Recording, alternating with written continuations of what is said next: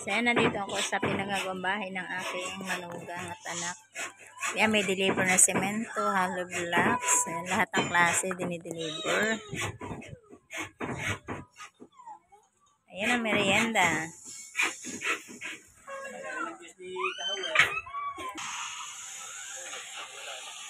Ayan, maluang pa dito yung ano, pero itong katabi ay may mga bakod na.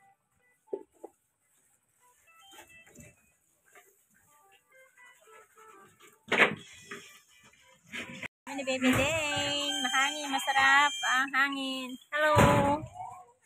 Ayan. Dumayo kami din ni Baby Dane. Ayan si Kapanday.